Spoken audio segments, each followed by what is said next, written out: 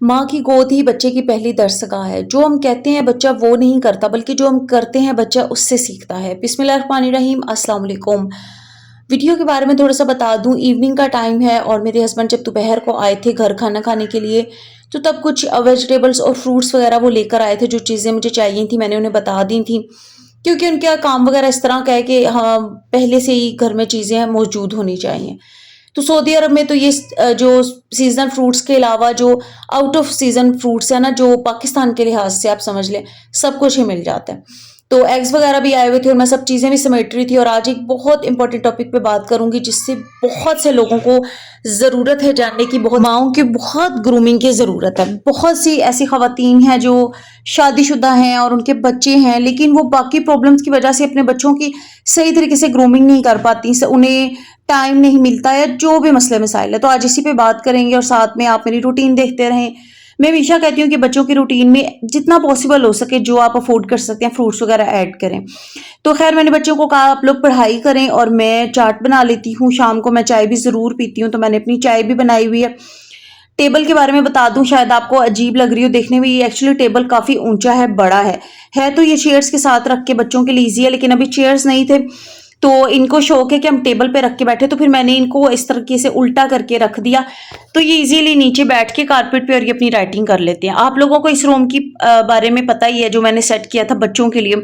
तो यहाँ इनके टॉयज और ये सब चीज़ें पड़ी थी। पहले एक्चुअली ये लोग खेल रहे थे, फिर मैंने कहा कि अब टाइम हो गया, टाइम के मुताबिक मैं इन्हें ना बिठा लेती हूँ पढ़ाई के लिए, क्योंकि ऑफ कोर्स ये सब चीज़ें मैंने ही मैनेज करनी। तो मैं अपनी दोनों बेटियों को बिठा लेती हूँ और मेरा बेटा भी थोड़ा बहुत चलता फिरता भागता दौड़ता पढ़ता रहता है, कुछ ना कुछ काउंटिंग वगैरह वो करता है और पोइम्स वगैरह भी वो करता है। तो अभी वो भी बैठा हुआ था पास बहरहाल, ये दोनों अपनी राइटिंग कर रही थी और साथ साथ आज इस टॉपिक पे बात करेंगे जो कि बहुत ज़्यादा इंपॉर्टेंट टॉपिक है। एक माँ पे बहुत बड़ी रिस्पॉन्सिबिलिटी होती है। मैं कहती हूँ कि बाकी सब काम हो जाते हैं, खाने भी बन जाते हैं, अच्छे बुरे कच्चे पक्के जैसे भी किसी लड़की को आते हैं, घर के काम भी वो कर लेती है जैसे मर्जी करें, लेकिन जो अपने बच्चों की ग्रूमिंग है ना, वो सही टाइम पे करना बहुत ज़्यादा इंपॉर्टेंट है। अपने बच्चों को अच्छी गाइडलाइंस देना, छोटी छोटी अच्छी आदत सिखाना, ये एक माँ की रिस्पॉन्सिबिलिटी है। और अगर कोई माँ वक्त पे ये चीज़ें नहीं ना करेगी, खुद अच्छी चीज़ें नहीं करके दिखाएगी, नमाज पढ़ के नहीं दिखाएगी, सच बोलना, सब्र शुक्र करना, ये चीज़ें नहीं सिखाएगी, तो आप यकीन करें बच्चों को कभी भी नहीं हम ये सिखा सकते।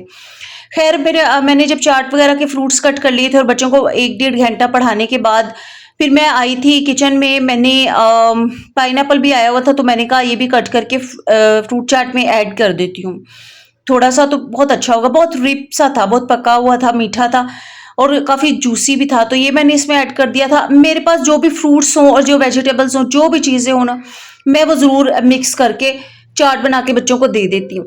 अगर आप अफोर्ड नहीं कर सकते ना, तो कुछ सस्ता सीजनल फ्रूट ज़रूर दें बच्चों को। अगर वो भी नहीं तो आप चने सफ़ेद और काले जो भी आप ले लें, 1 किलो ले लें, आपका तकरीबन 1 वीक गुजर जाएगा आराम से। अगर 2-3 बच्चे भी हैं ना, तो थोड़े थोड़े भी डेली खाएं, काफ़ी दिन आपके गुजर जाएंगे, क्योंकि इस तरह की चीज़ों का खुराक में हिस्सा होना बहुत ज़्यादा ज़रूरी है। हम डेली बेसिस पे बच्चों को, अब तो 10-20 रुपए की चीज़ भी नहीं आती बच्चों की, कोई 40-50 रुपए की एक बच्चा चीज़ लेता है, तो उससे बेहतर है कि इस तरह की चीज़ें बच्चों को दें। मेरे बच्चों को बिल्कुल आदत नहीं है बाहर की चीज़ों की। हाँ, मेरे पास बिस्किट्स अच्छे वाले और वो चीज़ें होती हैं, थोड़ी थोड़ी मैं कभी कभार उन्हें दे देती हूँ, लेकिन उनके लिए सबसे पहले ज़रूरी है कि वो इस तरह की चाट वगैरह खाएं। और नहीं तो मैं ऐसा करती हूँ कि ड्राई नट्स वगैरह भी दे देती हूँ। आपको पता है कि मेरे पास वो भी होते हैं घर में, मैं ग्रोसरी में लाजमी लेके आती हूँ, तो वो भी बच्चों की रूटीन का खुराक का हिस्सा है। बेटा भी छोटा है, लेकिन मैं उससे काफ़ी चीज़ें याद करवाती हूँ, उसे काफ़ी कुछ आता है। और मेरी बेटियां तो माशाल्लाह दोनों ही बहुत शौक से पढ़ती हैं। बड़ी बेटी जो थी ना, वो स्कूल में जाती थी पाकिस्तान में, लेकिन छोटी वाली को मैं जाके इंशाल्लाह उसका भी एडमिशन करवा दूंगी। वो भी माशाल्लाह बहुत अच्छी स्टडीज़ करती है। पेरेंटिंग के हवाले से आज मैं आपके साथ बात कर रही थी, तो उसमें सबसे ज़्यादा इंपॉर्टेंट चीज़ ये है कि माएँ घर में बच्चों की स्टडी स्टार्ट करवा दें। मैं पहले भी ये बात कर चुकी हूँ कि माँ का पढ़ा लिखा होना ज़रूरी नहीं है। कम पढ़ी लिखी या बिल्कुल ना जो पढ़ी लिखी हो, अनपढ़ हो, वो भी अपने बच्चों की ग्रूमिंग कर सकती है और उसके लिए बहुत कुछ है जो वो घर में बच्चों को सिखा सकती है। एटलीस्ट आप बच्चों को जो एथिकेट्स होते हैं ना, डेली की रूटीन की जो छोटी छोटी आदत हैं, अच्छी आदत हैं, तरबियत है अच्छी, वो तो हर माँ कर सकती है और हर माँ को करनी ही चाहिए। हम लोग अपने रिश्तों से एक्सपेक्टेशन बहुत ज़्यादा लगते हैं, लेकिन उसमें जो हमारा आउटपुट है ना, वो हम कम कर देते हैं। मतलब हम चाहते हैं कि हमारे बच्चे ओबीडिएंट हो, बड़े कोई लाइक फाइक समझदार और बड़े तमीज़ वाले बच्चे हों, लेकिन वो सबसे पहले हमें उन्हें करके दिखाना पड़ता है, हमें अपना वक्त लगाना पड़ता है। तो आप लोग बहुत समझदार हैं मुझे पता है, लेकिन फिर भी बहुत से ऐसे लोग हैं जो कि दूसरों की बातों से मोटिवेट होते हैं और उनकी ज़िंदगी में चेंजेस आते हैं। तो ये मेरी वीडियो उन बहनों के लिए है। मैं समझती हूँ कि अपने बच्चों की तरबियत का कोई भी 1 सेकंड भी कोई माँ ज़ाया ना करे। बाकी सब काम होते रहेंगे, बाकी रिश्ते निभाते रहें। कुछ लोग दूसरे रिश्तों की उलझनों में पड़े रहती हैं और उनके बच्चों की तरबियत का वक़्त गुज़र जाता है।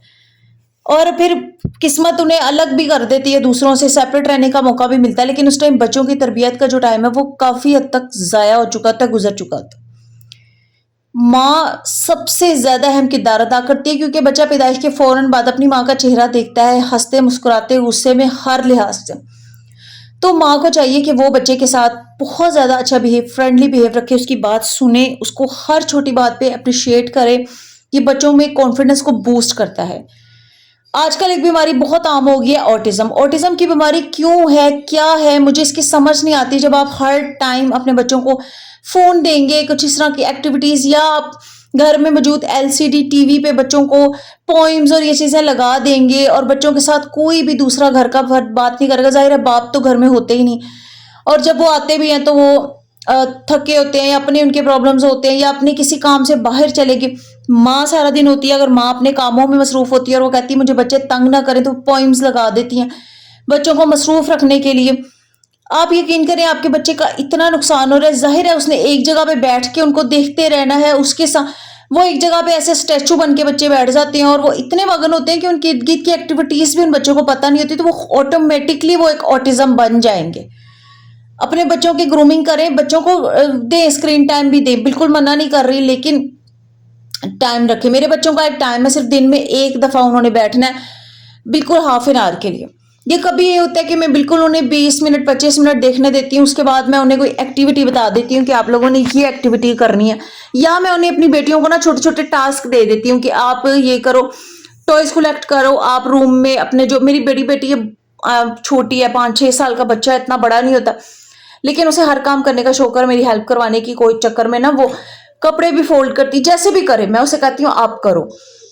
कभी मैं ऐसा करती हूँ कि उनके कबर्ड्स में से कपड़े निकाल के उन्हें दे देती हूँ कि ये एक्टिविटी है, आपने अपने अपने कपड़े सेट करके रखने हैं, ट्राउजर और टाइट से इधर रखनी है, छोटे दुपट्टे हैं उनको फोल्ड करके इधर रखना है, मतलब कुछ भी। तो वो इतने खुश हो जाते हैं, उन्होंने कभी नहीं कहा कि हमें तो वो पोइम्स देखनी थी या हमें स्क्रीन टाइम चाहिए।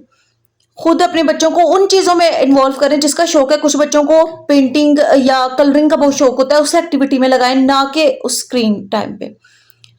आप थोड़ा सा सोचेंगे तो आपके ज़हन में खुद ही आइडियाज़ आएंगे, और आई होप कि मेरी वीडियो भी कुछ हेल्प आउट करेगी। वीडियो पसंद आती है तो लाइक ज़रूर किया करें, अगर चैनल को सब्सक्राइब नहीं किया तो उसको ज़रूर सब्सक्राइब करें। अपनी दुआ में याद रखिएगा, अपना बहुत ख्याल रखिए, अल्लाह हाफिज़।